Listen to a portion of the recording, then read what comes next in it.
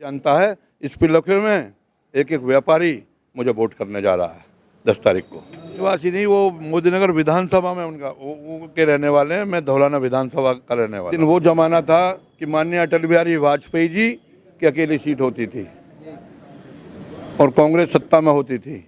ये हमारी जनता है, ये बहुत जल्दी चढ़ाना और उतारना जानती है। सत्ता वो कहते हैं, सत्ता तो जनता बताएगी 10 तारीख में। पूरी यूपी के जब चुनाव हो जाएंगे उसके बाद तय होगा कि सत्ता को भयमुक्त समाज। हेलो दोस्तों, अस्सलाम वालेकुम, नमस्कार, सत श्री अकाल। मैं बिलाल अख्तर एक बार फिर स्वागत करता हूं आपका आपके अपने चैनल पर। इस वक्त मैं मौजूद हूं जिला हापुड़ की विधानसभा धौलाना में और मेरे साथ मौजूद हैं विधानसभा धौलाना से कांग्रेस के प्रत्याशी पंडित अरविंद शर्मा जी। आज इन्हीं से बात करेंगे, इन्हीं से जानने की कोशिश करेंगे कि किन मुद्दों पर ये क्षेत्र में उतरे हैं, चुनावी मैदान में उतरे हैं और बहुत सारी बातों के बारे में। तो चलिए बातचीत का सिलसिला शुरू करते हैं। सर, पहले तो बहुत बहुत स्वागत है आपका हमारे चैनल पर। धन्यवाद। पहला सवाल आपसे मैं ये जानना चाहूँगा कि क्या कांग्रेस ने देर कर दी अपने प्रत्याशी उतारने में धौलाना विधानसभा में, क्योंकि सभी का बहुत पहले से डिक्लेयर था और सभी प्रत्याशी भागम भाग अपनी तैयारी कर रहे थे और आप अभी लगता है जैसे अभी मैदान में आए हो। नहीं, ऐसी बात नहीं है। देर तो हुई थोड़ी, लेकिन पार्टी का निर्णय हुआ। सबसे पहले तो मैं आप लोगों का धन्यवाद करना चाहता हूं, आपके चैनल के को, और दूसरा धन्यवाद करना चाहता हूं अपनी पार्टी पे, जिन्होंने आस्था मुझ जैसे कार्यकर्ता के लिए, मुझ जैसे कार्यकर्ता को अपनी पार्टी से टिकट दिया और उन्होंने जो है मुझ में आस्था व्यक्त की। तो सबसे पहले मैं अपने राष्ट्रीय नेता और नेतृत्व माननीय सोनिया गांधी जी, राहुल जी और प्रियंका जी को धन्यवाद देना चाहता हूं, और जिन्होंने मुझे इस लायक समझा और एक कार्यकर्ता को टिकट दिया। सर, सभी प्रत्याशियों ने अपने समीकरण बना लिए कि मेरे यहाँ से इतनी वोट आ रही है और मैं इतनी वोट ले जाऊँगा, मैं मुस्लिमों में इतना मजबूत हूँ और अदर जातियों में मेरी इतनी वोट। आप किन समीकरणों पे चुनाव लड़ने जा रहे हैं?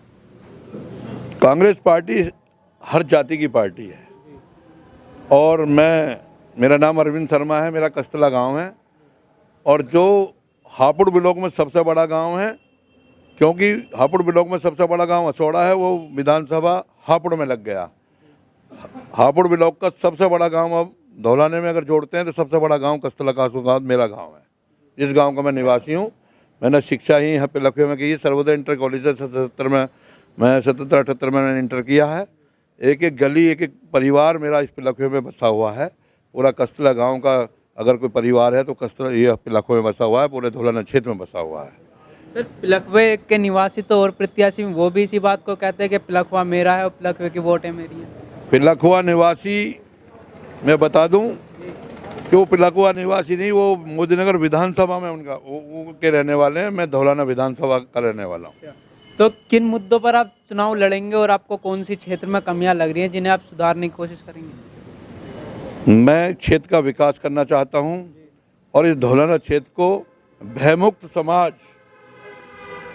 भय से दूर करना चाहता हूं, और मैं जनता से हाथ जोड़कर अपनी विनती करना चाहता हूं कि मुझे अपना सच्चा सेवक बना ले। मैं इस धौलाना विधानसभा की सेवा करना चाहता हूं। अभी आपने कहा कि भय मुक्त करना चाहता हूं, तो कौन से भय में है धौलाना विधानसभा जिससे आप उसको मुक्त करना चाहते हैं? धौलाना विधानसभा इतने भय में है जिसका मैं बयान नहीं कर सकता, जिसे मैं महसूस की है मैंने आके।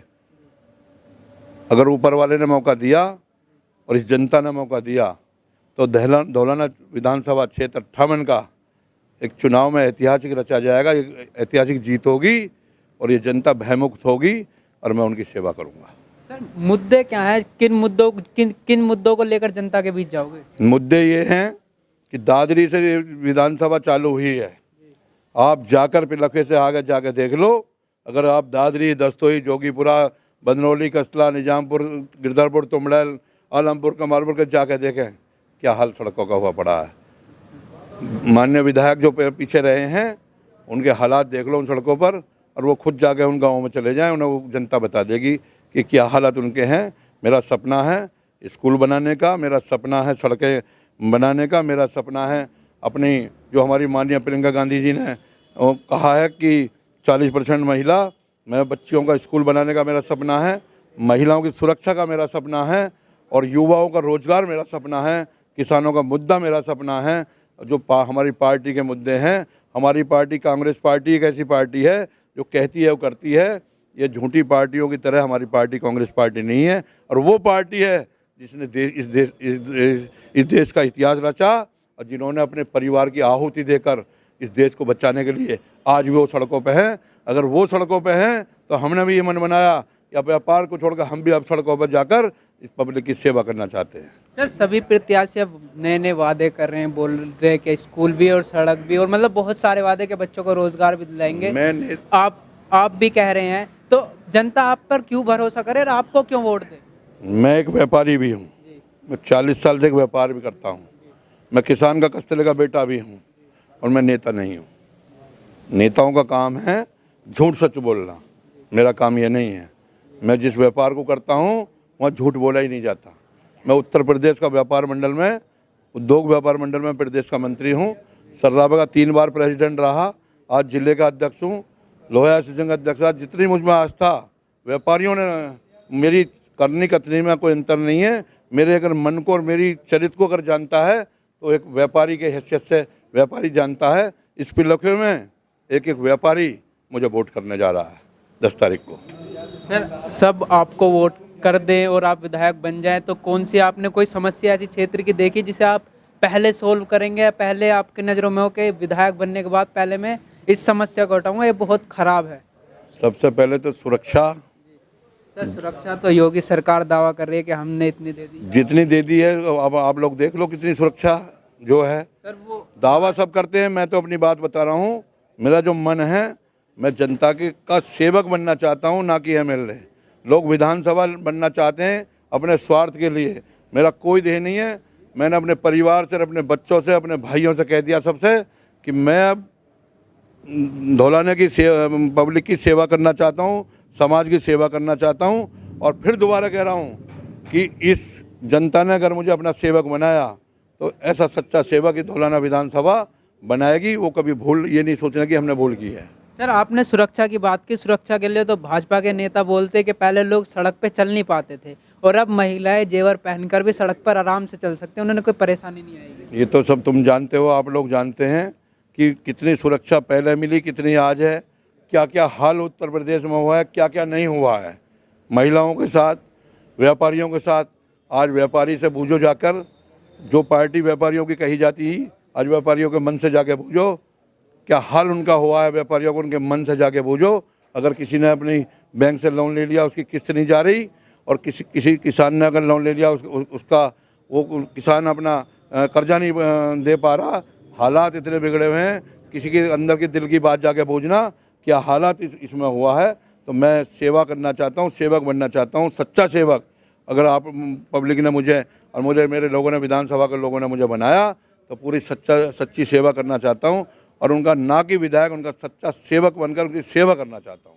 सर एक आखिरी सवाल, जो समाजवादी वो भाजपा सरकार है वो कहती है कि अब 350 पार, हमारी जीत निश्चित है, हमारी सीट आएंगी 350 पार, और जब वो है समाजवादी पार्टी वो तो कहती है कि 400 पार।